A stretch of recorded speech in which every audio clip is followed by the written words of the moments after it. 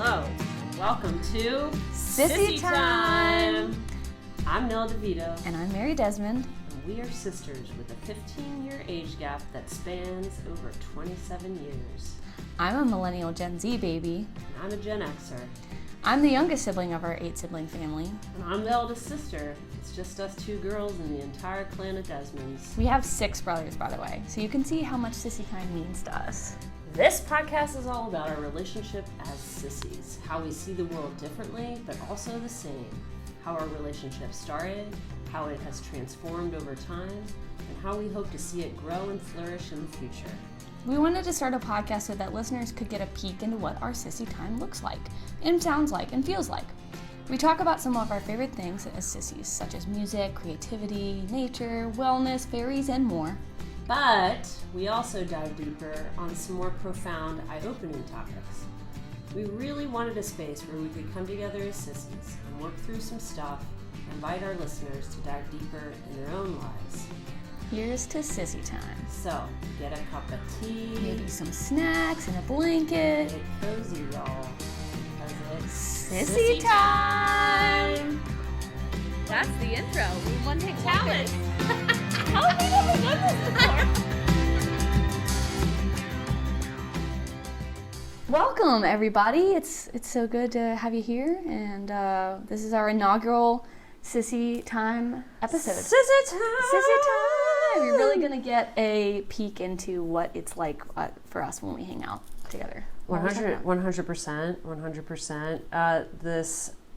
This episode is entitled Generations Entwined. And so, yeah, we're going to talk about who we are, where we came from, where we are now, and the different perspectives that we bring as me, a Gen Xer, and Mary, a Gen Z millennial. Yeah. A little cusper there. Yeah. So just to kind of start off, like some of you probably know us, but for those of you who don't, my name is Mary, and I'm 27 years old. I'm the baby of the family. I'm the baby. I was born in 1996. I have 7 siblings, and now is... I'm the oldest. She's the eldest. I'm the oldest. I'm 42 years old. And I'm the oldest girl. And I was 15 when Mary was born. So that was cool. Yeah,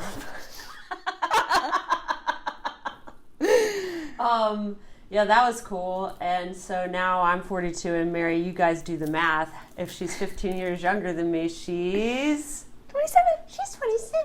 27. I'm 27. I turned 27 in April. 27. Yeah, it's pretty crazy. That's We're the year really just getting older every year. That's the year that all the rock stars die. Yeah, 27 Club. Don't join it, Mary. Listen, I'm not. I'm going to make it through, y'all. I'm going to mark my words. I'm making it to 28. 27's been a good year so far. Good. Yeah. Feeling really good about 27. It's a good age, you know, because, like, you're not bumbling like you were in your early 20s. You're really starting to figure out more who you are. You're almost 30, which 30 isn't scary, by the way. Let me just, like, put that on the record. Like, turning 30 is not a scary thing. People are like, for oh my you, God. Mary, for you. Yeah. Okay. But I'm just trying to put it out there of, like, it's a good thing to grow older and wiser. Come on, lean into it. Anyway, so this episode is called Generations Entwined. And we just really want to, like, talk through, for our sake, but also for y'all's sake, just, like, learning about what it's like to have an age gap of 15 years. It's, like, this weird but awesome and incredible relationship where Nell is, like, almost like a mother to me. Like, could biologically be my mother age-wise, but was able to be a mother for me in some ways that our actual mother, you know, because my mom was 47 when she had me, from a very different time, very different generation. You know, there was times when maybe there isn't the same amount of progressiveness, open-mindedness in being a mother as I was able to get with Nell sometimes. So I really appreciated that there was, like, a younger female influence in the family that was able to, you know, walk me through some things. But yeah, it's also, we have this interesting dynamic where sometimes I'm offering advice, and I don't know if that's just like a wisdom and old soul situation, but I appreciate that sometimes, that Nell actually asks me for advice. Oh, of course. It means a lot. I don't know everything. Yeah, but I know, but it's like, I feel like sometimes like sisters maybe might feel superior because they're older, you know? And it's like just a nice, we have a good It's balanced. ebb and flow. It's balanced. It's very balanced. It's very balanced. So, yeah, being the oldest girl of a family of 7 before Mary came was, it was a lot of responsibility. I was actually thinking about this the other day. Like, I think maybe when Carrie was born was when I really got, like, tapped into to, like, be helping out. So, what was I, 6 when Carrie was born? So we have... Yes. Maybe it's helpful. Let's go through the brothers' Yeah, names. Okay. Okay, so there's well, you go. You do this part. Okay, so in addition to Nell and I, like I said, we have 6 brothers. So there is 8 Desmond children in total. So our eldest brother, Damien, our parents adopted him when he was 6 or 7? In 1980? 1980. So Damien is not our biological brother, but he is in our family. He's our brother. And then Nell, our parents' firstborn, was born November 20th, 1980. Then next on the ladder is Benedict, our older brother, and he was born in August. He's your older brother. True. He's not my older brother. Oh, God. See, this is it. This is how it happens. Uh-huh. This is a big family. Anyway, Ben was born in August in 1982, 83? 83. 83. Okay. Dominic was born February 6th, 1984. 85. 85. Jeez, man. Then let me do this part. Okay, yeah. Okay, then Carrie was born October 25th, 1986. Brendan was born December 13th, 1989. Okay. Matthias was born August 3rd, 1991. Mary was born August 4th. April 4th. April 4th, that's 1996. Right, 1996. Yep, so we spanned many generations. Gen X, true Gen X, Nell and Damien, and then we have millennials, and then we have myself, who is a Gen Z millennial. I kind of feel like I identify a little bit more with millennials, but do, like there's some specific things that I feel more millennial, but it's because to me, I don't see Gen Z as like people my age. I see Gen Z as like current middle schoolers and high schoolers, but I don't know. Anyway, I'm a cusper. I see both sides very clearly. Sort of like how you kind of see, you definitely are Gen X, but like you do see a little bit of the millennial as well. Yeah, I don't identify as one, though. Yeah. Anyway, that's the rung, every rung of our giant ladder in our family. Yeah. 6 brothers, 2 sisters. Being the oldest girl, I had a lot of responsibility. There's a lot of giving people baths, making people meals, putting people in clothes, changing diapers. Did I already say that? I feel like I did a lot of that. You were doing a lot of doing a lot of parenting. And, I got parented too. Just as definitely not in a way that was, it was pretty countercultural. So, yeah, I think at a young age I felt a tremendous sense of responsibility. Which has served me in some ways, and then in some ways I'm sure we'll dig into, has been I'm not going to call it a hindrance, but like at times can be a block. Yeah. Like feeling overly responsible when I don't need to be responsible at all. Or it might not even be productive for you to be responsible. 100% not useful. Just the less you do, the more you do. That's right. Who Coach Robert Casto, that's right. Riverheads High School head football coach. That's right. Legend. Yeah. We love you. He said that in a press interview in like the Daily Newsletter or something. That could be a really great book. The less you do, the more you do. It's so true. Everyone, listeners, if you're listening to this right now, I want you to really think about that. Like write that down and just like ponder that for a second, because on the surface it doesn't sound like it makes sense, right? The more you think about it, the more it makes so much sense. But then they're doing more, and we don't want them to do more. No, just think about it. Like if you haven't really thought about it. Don't think about it too too long, though. Yeah, true. Yeah. See, Nell, just the less you do, the more you do'd me. So think about that. Mary, you're doing too much Mary, about do the less. less you do, the more you do. Anyway, P.O.P. Yeah, and there's the scene from Forgetting Sarah Marshall where Paul Rudd is trying to teach Jason Segel how to surf. And he's like, man, the less you do, the more you do. You're doing too much. Yeah. Anyway, okay, moving forward. So that was Nell's experience. You know, there was a parentification. We're not going to, like, make this a therapy session. We just want to explain, like, Nell's upbringing and how it was different from mine. Yeah, so, and I couldn't wait to get out of the house. Nell was ready to get out of the house. I was too, but in different ways. So the eldest and the baby, my experience was very different. Because I was the baby, I didn't have anybody that I had to take care of, sibling-wise. However, my parents were getting older, and to a certain extent, there was a level of, as I got older, kind of taking care of them in some ways, which was an interesting aspect there. Also, my parents, by the time they had me, were older, significantly older than my peers' parents.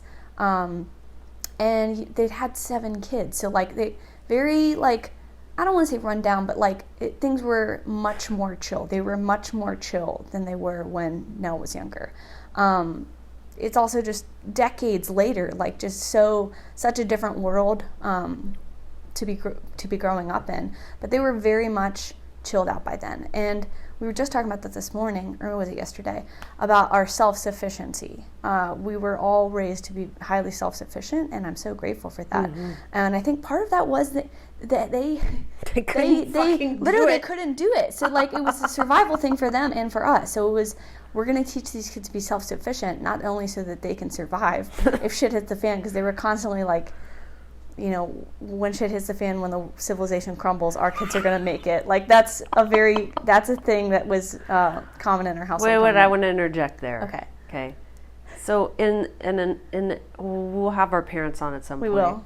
But our parents are countercultural in a very bizarre way. Very bizarre way. So they moved all of us out to this farm in the middle of nowhere where we didn't have television, and, like, we had to have videos pre-approved from the library. It's like everything was very controlled, and it was coming from a good place. But it was almost like we were on our own little commune of like 50 acres, and, like, you know, it was very selective in terms of who our time was spent with. And so, like, when we say our parents were worried about when the shit hit the fan, like, they just were not interested in being a part of the system. And they opted out in their own unique way very early.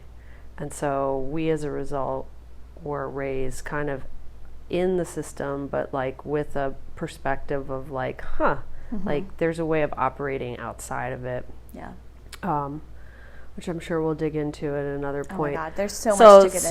So that's I think that clarification. So we were in the middle of nowhere too. That's important. Yes, like, to explain where we grew up. Right. Let's talk about the Shire, the 591 Submarine Road. Sorry for the cough. No, it's sorry for the cough. It happens, man. We've all got issues.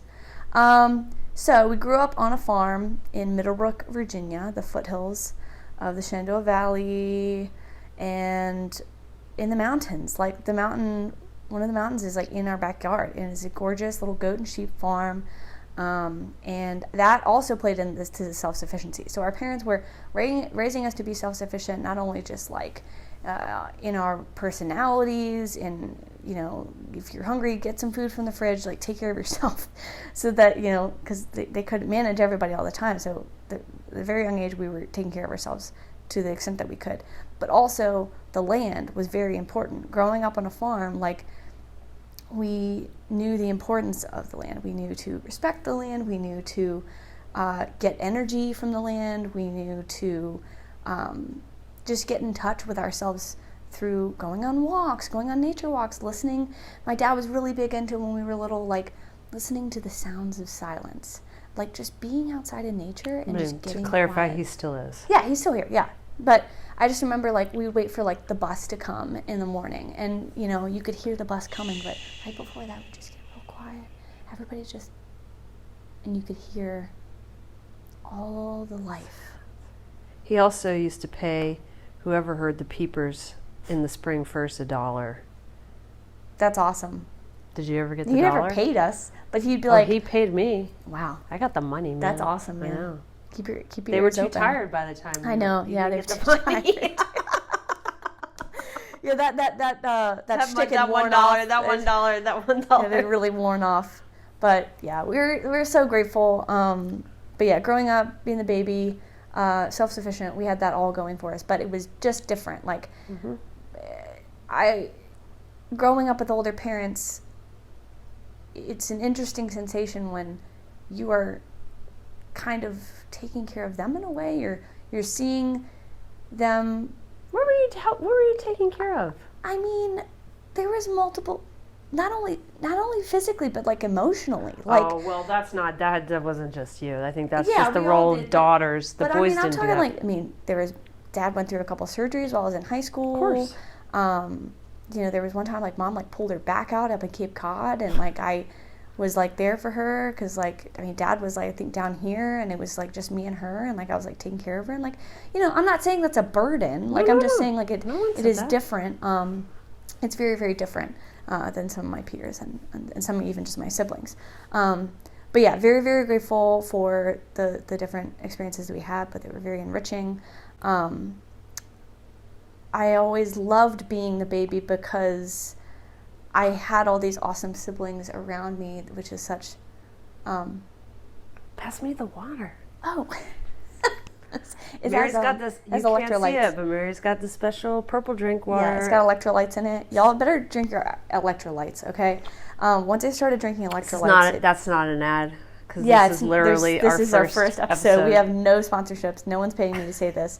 But yeah, electrolytes, it's game changer, y'all. Make sure you're adding electrolytes to your water, especially if you live in Richmond, Virginia, where it's hot as Hades and it's humid and you're just sweating and dripping. But yeah, so maybe we can talk a little bit about, we're really just going off the cuff here, everybody. We're letting this flow. We're letting this flow. I want to be very clear. I know, but like the outline is good, of course, but like we're kind of just letting things flow. No, we are letting things flow, but this is also a very good point to talk about between you and me and the key difference. So Mary and I are very similar, but then we're also very, very different. Very, very different. So I just want to say that I spent a solid hour, perhaps an hour and a half, making a very detailed outline of this episode, knowing that I was going to hold it lightly. I wasn't attached to it. I know. And now I just want to say we have the outline up, but we have talked about nothing on the outline. Let's be real though. We could have stuck to the outline, but there was always going to be the offshoots. There was always going to be. Yeah. That's the importance of the outline. Yeah. So I like writing things down and organizing. You like doing that too. We both love an organizing shred session. Yes. But there's maybe Mary, you could speak a little bit to the difference that you see and feel and the way that we operate. We're different operating systems. Yeah. I don't know. We're both ENFPs, right? Yeah. ENFPs. I'm trying to figure out what I think Nell. I'm trying to think. We operate very well together. I'm definitely more like just go with the flow, but I like to have a plan too. No, I think we're the same. Maybe it's just the age. Maybe it's the way that it's expressed because of our age. Maybe. Were you like how I am now when you were 27? No, I had no. I did, but I was like, you're really together. I was really not. Like, I knew what I was doing, but I also maybe from my eyes, when I was little, like you literally had your shit together. Like you were like living your best goddamn life. You were like all over the world, and you were like in this job, and you were in this country, and you were like, I was like bragging on my friends. I was like, dude, my sister's in London, my sister's in Southeast Asia. Like, I can't wait to do that. And now it's like I'm 27 and like I live in Richmond, Virginia. I'm not depressed about that, but I'm just like, wow, man, you accomplished so much. I was in the Ferrari for too long. Yeah, you were going really fast, really hard. Like, Yeah. And you know, I get that. But I think that was part of being the oldest is I didn't, you know, I think some older children have this like burden of like, I have to succeed. Yes. But we didn't have parents that put that pressure on us to like say what success looked like. So true. Other than that, like we just want you to be happy. And be kind and and good. be kind and good. Yeah. All of that, my drive and ambition came from within myself. It was not externally driven. Also genetic. It is genetic, but it was also intrinsically. Yeah. I have always been It came from intrinsically within you, yeah. motivated to a point where I would say, you know, kind of the practice of this lifetime for me is to learn to not be in the Ferrari, be the supercar all the time. Mel just like sunglasses on, just speeding around, like hitting curves left and right, but like always panning out. That's it always does, dude. It it's really like does. It does, but you know, we're 42 now. Yeah. And we being the rural we, me. You know, I enjoy a sensible Volvo. Let's talk about that. Volvo sedan ride. Yeah. Like, let's talk about like how important it and slept on it is to simplicity. Like slowing down. Like, I feel like I'm still trying to figure it out. I know. We're all trying to figure it out. But like that idea of like successful ambition, like I gotta do this and I gotta accomplish this and this and like that is awesome and all well and great. Mm-hmm. But there's also absolutely nothing wrong with wanting just a simple, solid life. Yeah, totally. Like, well, that's everything you need. Tremendous privilege. That is, I know it is. I know it is a privilege. It is totally a privilege. And we can do a whole episode just on that. But like, the simplicity is beautiful. Simplicity is complex and it is special. And you can have an ambition for simplicity. You can have success in simplicity. And that's sort of like where I have kind of been. Because like, when I graduated from high school, I was extremely ready to get out, and not necessarily like I could get out of here. Like it was more like I knew where I was from. I always appreciated where I was from, but I was ready to branch out and be my own person because I was, pretty sheltered on my little farm life in my small town, and like I was just ready to figure out who I am and live my life on my own terms. And so once I got to college, like I was on my own, and it was really, really cool and so fun, just nonstop fun. And I was ready to, be super successful. And so I just was grinding, like all through college, like working really hard, playing really hard, just like generally just like go, nonstop. Same. And then, I started just having this feeling of like, man, I really want something simple, to be quite honest. Like I want just kind of like a simple, comfortable life. And I felt weird about that. I felt like, gosh, is there something wrong with me? Like, am I boring? Am I lazy? Like, it was a whole thing. I had to like really work through that. And then, I think I hit like 25 or 26. Honestly, the pandemic weirdly, in a very weird way, helped with this because it forced all of us to slow down. And it really made me realize like, oh, this is really what I wanted. Like, I didn't want the rat race. I did want a slower pace. I wanted peace, like just peace in my brain from working all the time, constantly. And yeah, I'm really glad that I like kind of forgave myself. I just kind of like let myself want what I wanted. And I think so many people... Well, I want to jump in here. Okay. Because I think it's important that you at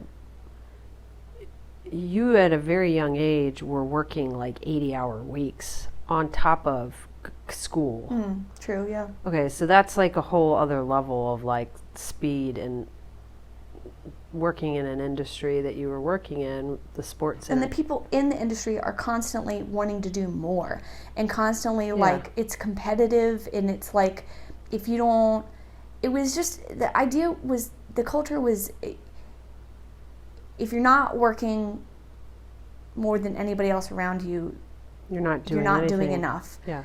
Or you're not doing anything. Yeah, you're not doing anything. Or if you're not working at like this top NFL team or this top like company or whatever, like, you're not cool or something. Like it was just like, it was such well, there's a lot there. Weird thing. Yeah, there's a lot there.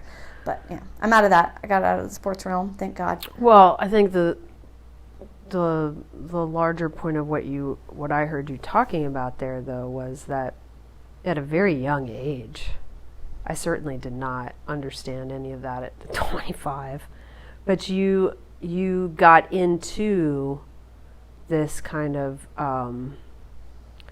track, like success-oriented track. And like maybe we define success the way we're talking about it here, like let's just say like success through the lens of how it's portrayed on television, like a good job, you got accolades, and you got your boss girl suit, and yes, it's a certain image, right? We can talk about more later, but you had access to that because of this what you chose to study, and got really immersed in it. Whereas, say, for example, me, I went to college knowing I just want to get the fuck out of here, which ironically I came back, but I had to go away. And I just knew that I wanted to, God, I don't even know. I was not conscious like you. I was just like, I just got to get away from here. I want to be successful. I want to work. Like my whole thing was I want to work at the UN, or I want to be a U.S. senator, or there was just definitely an unhealthy ego part attached there of like wanting to feel seen and wanting to feel heard. Yeah. For sure that was driving that ambition. And that eventually caught up to me because like the fields that I eventually got into, like change making, humanitarian work, like if those wounds aren't addressed, right, they guide the work, and the work is then unsustainable. So I went in, but I was going fast, very, very fast, working 2 jobs, taking full credit load, paying for college, like I was legit moving fast because I had to in order to survive and be able to make that opportunity for myself and maintain it, but also because I just like only knew how to move fast and had only really gotten any kind of like praise or pats on the back for that. Like, oh, you do things really fast. Yeah. And you do things really fast, really well. But not everything's done really well. So I think we both have a need for speed. Yeah, we do. And a knack for speed. But it's also like the less you do, the more you do, girl. Yes. Slowing down. Tranquilo time. Okay, so let's talk about tranquilo time. I'm having tranquilo time right now. Tranquilo time is what we came up with. It's part of Sissy time. It's part of Sissy time. And was this when I was living with you in Opie Street? I think Correct. That's when we first 100%. coined it. Yes. 2013, 2014, we coined Sissy time. We really started leaning into tranquilo time. So tranquility, peace, quiet time is crucial. Because we are such need for speed people, we gravitated towards tranquility when we were with one another because we could finally let our guards down and be at peace with one another, which it's not always the case like that with some of our other siblings. Like if we're with some of our other siblings, it's not the same. Like sissy time, being with sisters in our family is what allows us to really just be ourselves. So we call it tranquilo time. Well, because tranquilo in español is like chill, like relax, man. Okay. It's like we know how to chill together. Now we know how to relax. Well, we've taught each other how to chill. We're constantly being honed. Yes. It's a practice, but we know exactly. It's like when you find a person, like you have a best friend, you have a partner, and you're all in the same time together, and you know what the other person needs, or you know what you want, and you don't feel judged by what you want. Like that is our relationship. And I'm so freaking grateful for it. Like we know how to get cozy, and listeners, we know you all like to get cozy, and if you don't, it's a practice you should definitely get into. Of like treat yourself to some cozy blankets, okay? Treat yourself to a cozy couch or like a cozy sweatshirt. Yeah, I want those things looking puffed. Good sweatshirt, like a good sweatsuit, like, you know, like in the just winter. a cozy, definitely not in 90 degree, 100% humidity. Mary, I feel called to share the story about common sense. Oh, okay, common sense. Okay, real quick. Here's like, so this is great. So it's like 2001. No. Yeah, 2001. And Mary's like 5. Yes, 5, I think it was 6. 5 or 6, yeah. Yeah, and we were in the car with my Aunt Marcy and my friend, my high school friend, and we were teaching Mary about common sense. Like, okay, Mary, here's some common sense. Like, when it's hot outside, when it's 90 degrees, you don't want to put on your winter jacket and gloves, right? Like, that's not common sense. Or if you see trash, you want to pick it up and throw it in the trash can. That's common sense. And Mary, at one point, was like, tell me, she was so wise. She just like looked at us both and she was like, tell me more about this common sense stuff. Like, just think about tell me more about this common sense because stuff. It blew my mind. I mean, like, think about the first time you gained like consciousness as a little kid and people said things like that to you. Like, you were like, wow, what's that? It's like when you first told me, Nell used to work at an international school and she was explaining to these international students like what the colloquialism, I guess, like my cup of tea. Like, you are my cup of tea. Oh, they're means. called, like, they're idioms, not right? idioms, Okay, idiomatic expressions. Yeah, so just that was like that experience for me, like explaining this idea of a common sense. I don't know, I was fascinated by it. I had a very fascinating upbringing where I was learning all kinds of things from my older siblings.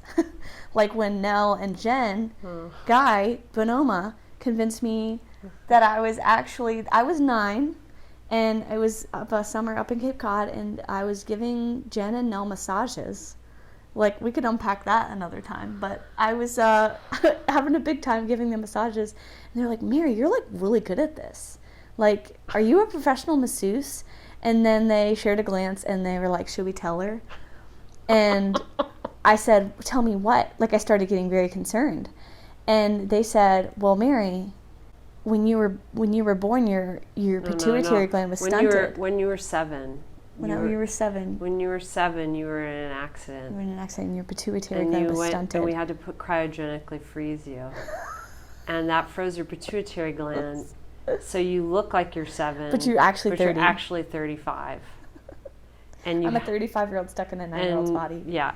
I believed them, every word. Yeah. And I went sobbing into my mom. My mom was in the other room. And I went crying. I said, Mom, am I really 35-year-old stuck in a 9-year-old's body? And she is like, what? What did you just say to me?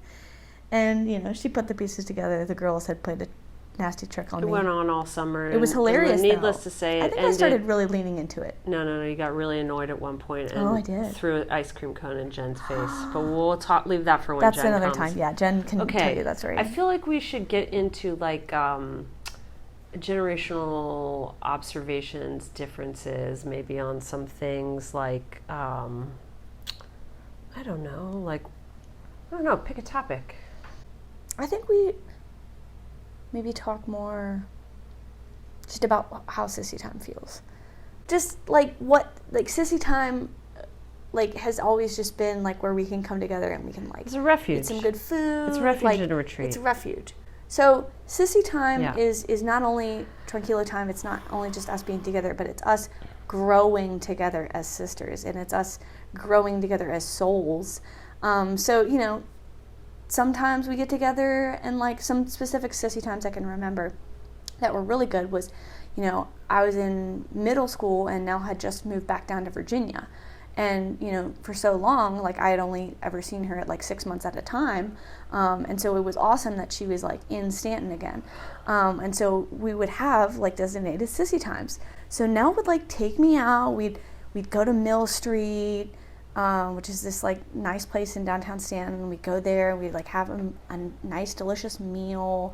And, we'd, like, she'd ask me, like, what boys do you have crushes on, like, in school? Or, like, let's, like, do our nails later. Or, like, she'd take me to get my nails done. Like, Sissy time is so crucial because I was just surrounded by boys in the house all the time, and it was just, and I know she had also been through that, so like having a sissy that you can like get together and do like girly things with was awesome. Or like her mom didn't do that. She didn't, and like, you know, bless her heart, like she just didn't really have the energy to go out and do things like that. Also, those sorts of things didn't bring her like joy. No. So getting to do those things, or like Sissy would take me like shopping. Like I remember really good Sissy shred sessions. Like we'd go to the wild world of Waynesboro, and like we'd go to hit the Kohl's or something. Vicky, give us some Kohl's. Yeah, cash. Vicky would give us some Kohl's cash. And then we go to Ruby Tuesdays. Yeah. So like we'd go, and maybe I'd get like a new like piece, and Sissy would like help me like style it. You know, like you can wear this to school and like with this outfit, and like I was awesome. I was like, yes, I'm getting all this awesome advice from my older sister, because like Nell's got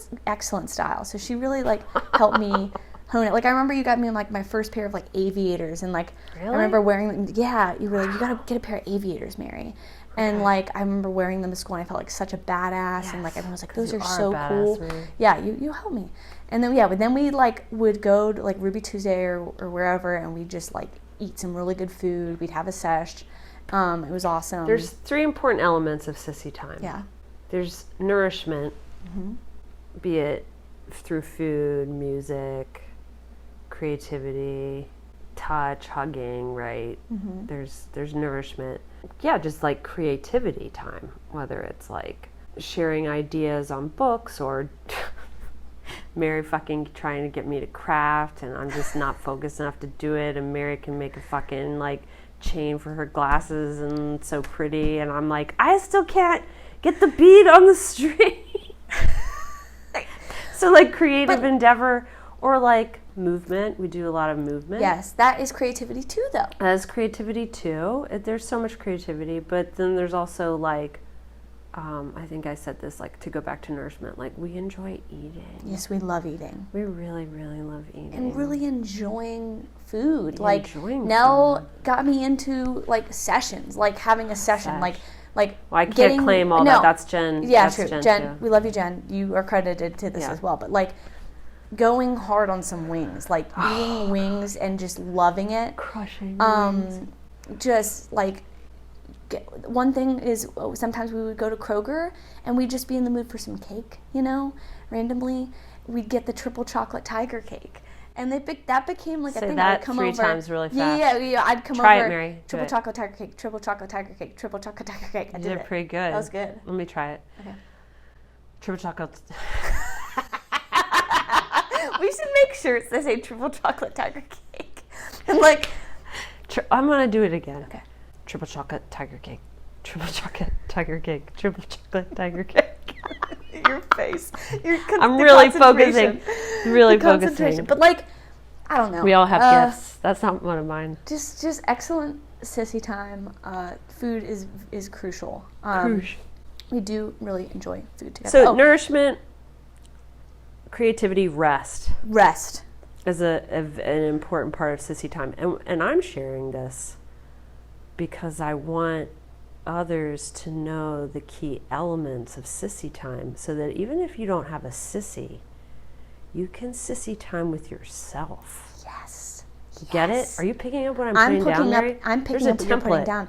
It's literally a template: nourishment, creativity, and rest. And they're all intertwined.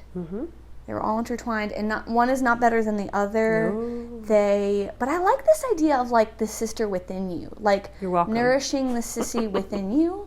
Like even if you don't have a sissy, like you can have sissy time you can practice the art of sissy time with yourself.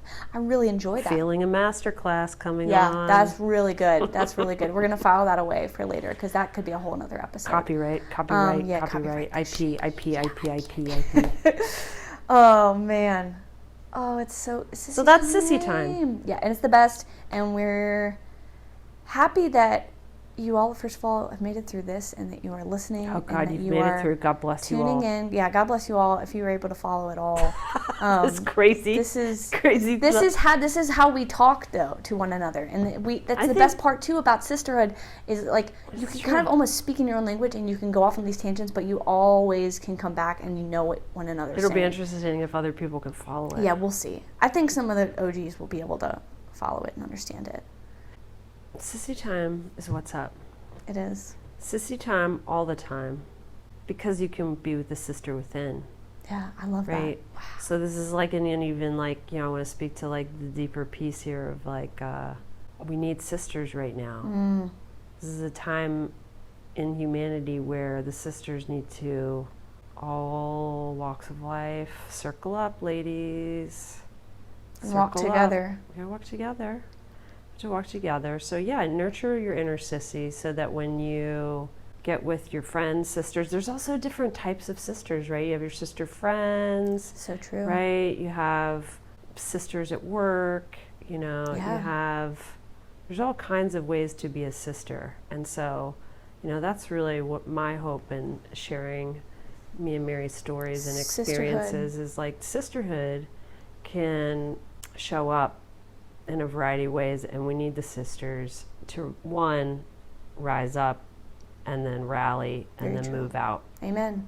And we, for all you listening, we are your sisters too. That's right. We are your sissies, and you can come to us and turn to us whenever you need sissy time. Yeah, that's what we're good at it. It's a practice. We're masters at this point, but we're getting there. Just always getting better at it. I just want to thank you for showing up and being here for the conversation, and we look forward to engaging with you. And just continue to explore your own generational connections and like the connections you have with yourself, and how they affect your connections with other people. In particular, if you got sissies in your life, friends, biological, whatever, however that shows up.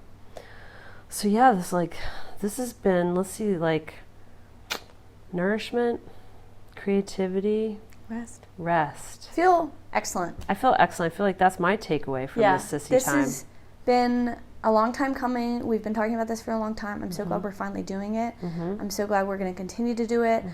We have several different topics that we want to address in next coming episodes. But if you all have any other ideas that you are interested in, or that you'd like us to talk about, or you just want to hear our insights, or whatever, you just let us know. You have our information, or if you don't, just reach out, and we would love to hear what you have to say. But there's more to come, so thank you all so much again for tuning in, and we love you. Farewell, and thank you for tuning in to Sissy Time.